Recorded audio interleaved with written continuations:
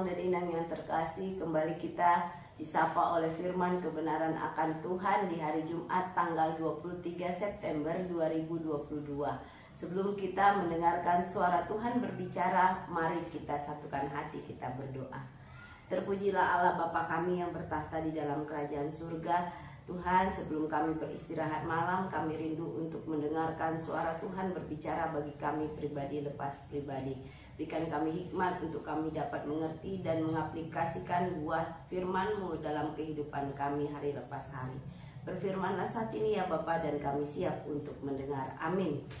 Renungan malam diambil dari 2 Raja-Raja 22 ayat yang pertama hingga ayat yang ke-20 dan 2 Raja-Raja 23 ayat yang pertama hingga ayat yang ketiga. Tema kita saat ini adalah pertobatan. Demikianlah firman Tuhan. Yosia Raja Yehuda, kitab Taurat ditemukan kembali. Yosia berumur 8 tahun pada waktu ia menjadi raja dan 31 tahun lamanya ia memerintah di Yerusalem. Nama ibunya ialah Yedida binti Adaya dari Boskat. Ia melakukan apa yang benar di mata Tuhan dan hidup sama seperti Daud bapa leluhurnya dan tidak menyimpang ke kanan atau ke kiri. Dalam tahun yang ke-18 zaman Raja Yosia, maka Raja menyuruh Safan bin Azariah bin Mesulam panitera itu ke rumah Tuhan, katanya, "Pergilah kepada imam besar Hilkia, suruhlah ia menyerahkan seluruh uang yang telah dibawa ke dalam rumah Tuhan yang telah dikumpulkan dari pihak rakyat oleh penjaga-penjaga pintu. Baiklah itu diberikan mereka ke tangan para pekerja yang diangkat untuk mengawasi rumah Tuhan, supaya diberikan kepada tukang-tukang yang ada di rumah Tuhan untuk memperbaiki kerusakan rumah itu, yaitu kepada tukang-tukang kayu, tukang-tukang bangunan, dan tukang-tukang tembok, juga bagi pembelian kayu dan batu pahat untuk memperbaiki rumah itu.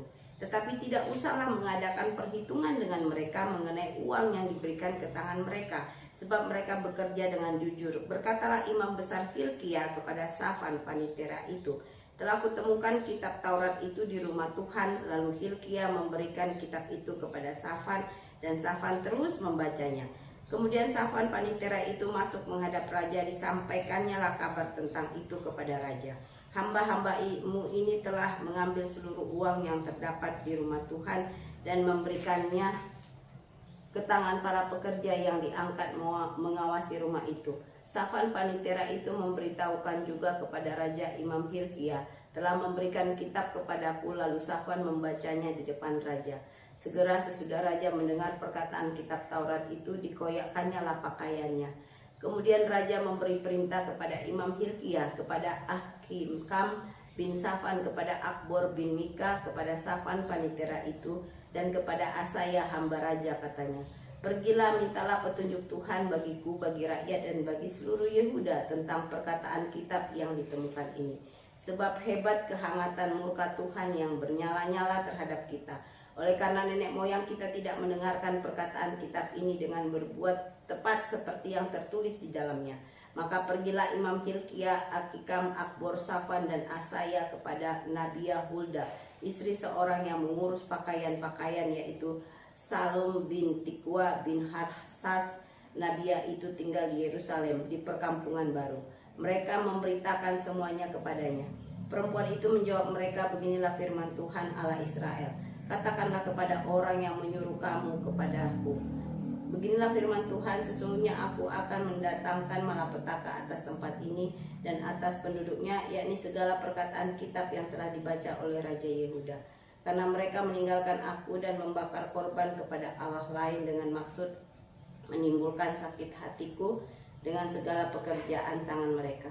Sebab itu kehangatan murkaku akan bernyala-nyala terhadap tempat ini dengan tidak padam-padam. Tetapi kepada Raja Yehuda yang telah menyuruh kamu untuk meminta petunjuk Tuhan, harus kamu katakan demikian, beginilah firman Tuhan Allah Israel mengenai perkataan yang telah kau dengar itu. Oleh karena engkau sudah menyesal dan engkau merendahkan diri di hadapan Tuhan pada waktu engkau mendengar hukuman yang kufirmankan terhadap tempat ini dan terhadap penduduknya, bahwa mereka akan mendahsyatkan dan menjadi kutuk, dan oleh karena engkau mengoyakkan pakaianmu dan menangis di hadapanku, aku pun telah mendengarnya." Demikianlah firman Tuhan. Sebab itu sesungguhnya aku akan mengumpulkan engkau kepada nenek moyangmu, dan engkau akan dikebumikan ke dalam kuburmu dengan damai, dan matamu tidak akan melihat segala malapetaka yang akan kudatangkan atas tempat ini.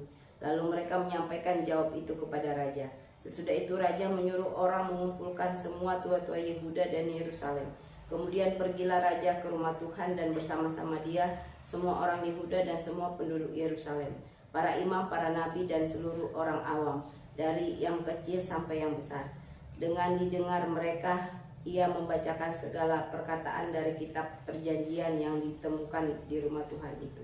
Sesudah itu berdirilah raja dekat tiang, dan diadakannya perjanjian di hadapan Tuhan untuk hidup dengan mengikuti Tuhan dan tetap menuruti perintah-perintahnya, peraturan-peraturannya, dan ketetapan-ketetapannya dengan segenap hati dan dengan segenap jiwa, dan untuk menepati perkataan perjanjian yang tertulis dalam kitab itu, dan seluruh rakyat turut mendukung perjanjian itu.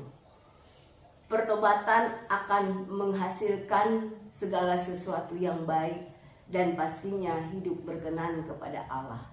Kalau kita boleh melihat dari bacaan 2 Raja-Raja 22 ayat yang pertama hingga ayat yang ke-20, dan 2 Raja-Raja 23 ayat yang pertama hingga ayat yang ketiga, menggambarkan bahwa Raja Yosia dan para imam sudah menemukan kitab Taurat, dan mereka merenungkan betapa nenek moyang mereka saat itu sangat melukai hati Tuhan dan sangat menyakiti hati Tuhan, karena mereka menyimpang dan menyembah ilah-ilah lain, sehingga Tuhan pun murka seketika.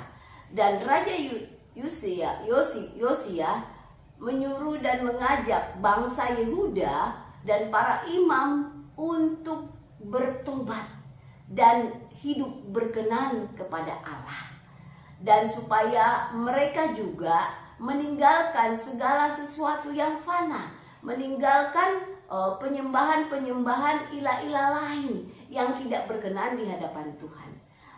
Hal yang demikian terjadi di dalam kehidupan kita sebagai anak-anak Tuhan. Ketika kita hidup di tengah-tengah dunia ini, segala sesuatu yang tidak berkenan di hadapan Tuhan, kita belajar untuk meninggalkannya. Dan kita belajar untuk memperbaiki diri, dan kita belajar untuk bertobat. Sehingga ketika kita lakukan segala sesuatu dan hidup berkenan kepada Allah, maka kita sudah mempermuliakan nama Tuhan. Amin. Ya Bapa, terima kasih atas firman Tuhan yang sudah sama-sama kami baca dan kami dengar. Biarlah firman ini Tuhan terus menjadi rema dalam kehidupan kami, dan kami bisa Tuhan mempraktekkan di dalam kehidupan kami yang nyata dan menghasilkan buah-buah yang manis. Terima kasih Bapa atas firman-Mu. Dalam nama Tuhan Yesus Kristus kami telah berdoa dan mengucap syukur. Amin.